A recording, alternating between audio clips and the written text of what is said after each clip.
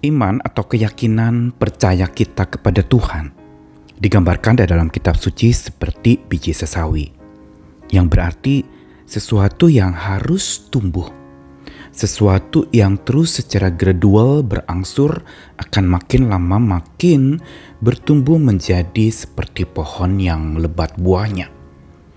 Dan digambarkan juga bahwa iman itu sesuatu yang seperti benih, yang perlu ditanam, perlu dikubur, perlu disirami, dipupuki agar dia bisa tumbuh dengan baik dan menghasilkan berkat yang luar biasa.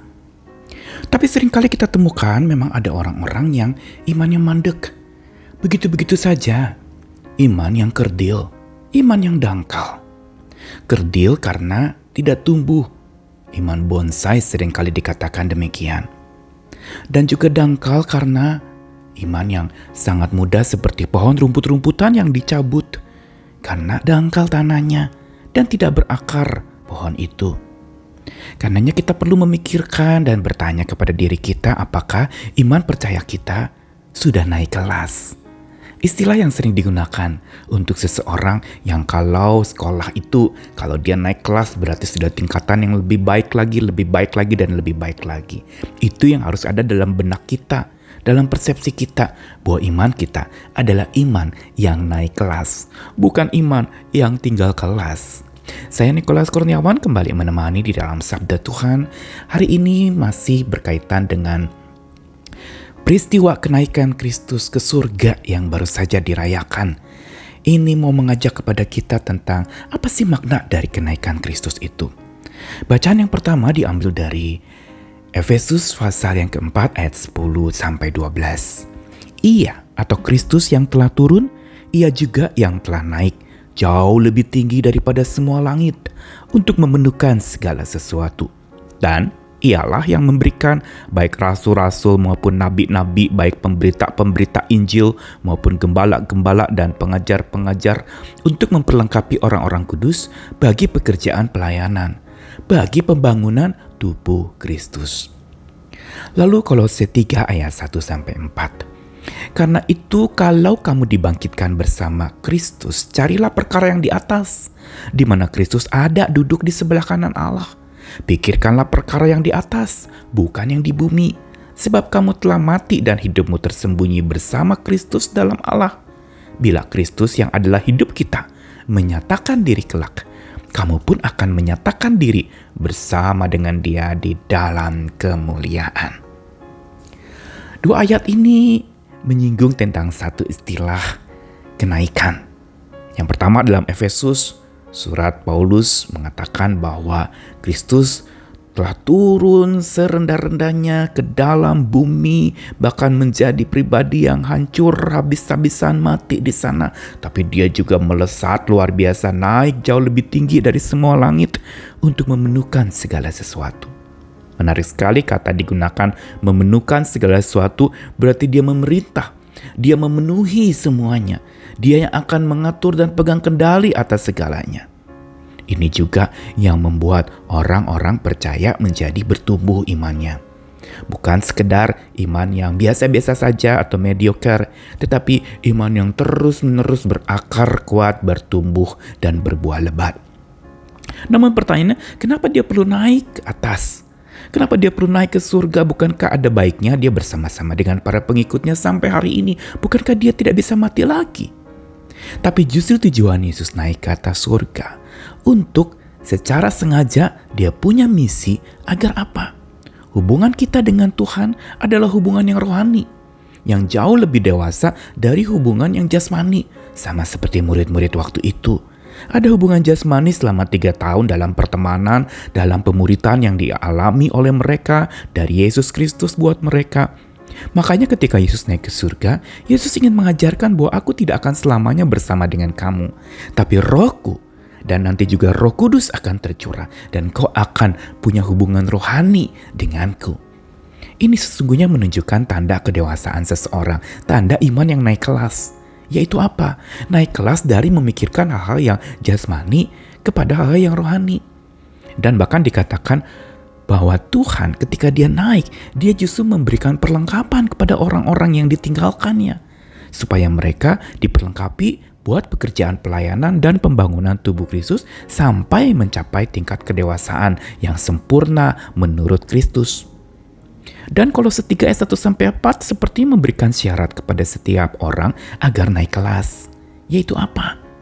Kalau kamu sudah dibangkitkan bersama Kristus, cari perkara yang di atas, di mana Kristus ada duduk di sebelah kanan Allah. Inilah yang dilakukan Yesus setelah naik ke surga. Dia duduk di sebelah kanan Allah dan memerintah dunia ini, memerintah orang-orang percaya. Dan kalau kita mau naik kelas, syaratnya pertama, cari perkara yang di atas. Maksudnya apa cari perkara yang di atas? Apakah nggak mau mikirin bumi ini dengan segala kekacauannya, dengan segala berantakan lingkungannya? Bukan itu. Tapi cari perkara yang di atas berarti adalah bahwa kita selalu memandang dan melihat bumi ini yang rusak, yang penuh dengan gejolak dari sudut pandang yang di atas.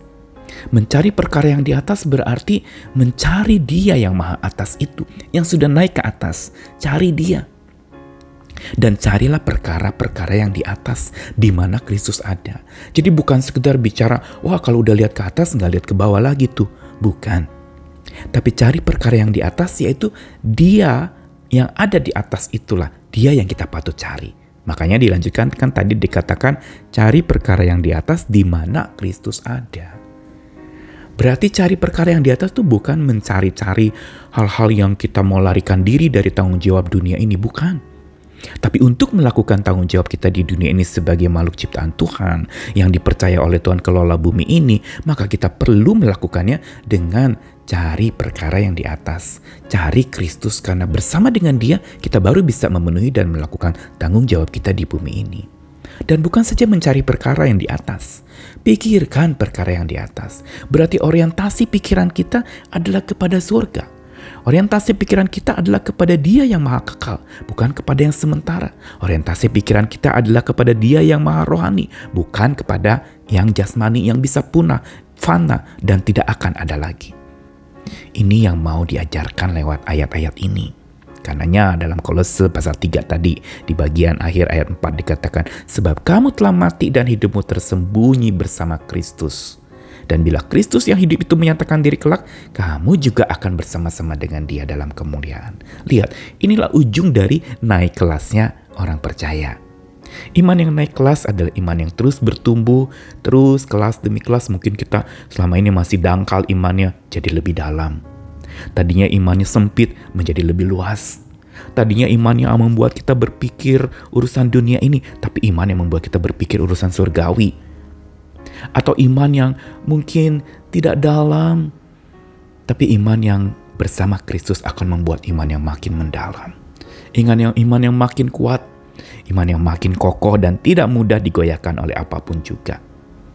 Kedua ayat dari Efesus dan Kolose tadi mau ajarkan kepada kita hari ini bahwa Dia yang maha atas naik makin atas karena memang asal Dia dari atas. Supaya apa? Supaya iman kita naik kelas. Tidak bergantung kepada hal yang jasmani lagi, tapi bergantung kepada hal yang rohani, yaitu di tempat di mana Dia berada, bersama dengan Dia. Inilah Dia yang harus kita lakukan supaya iman kita naik kelas.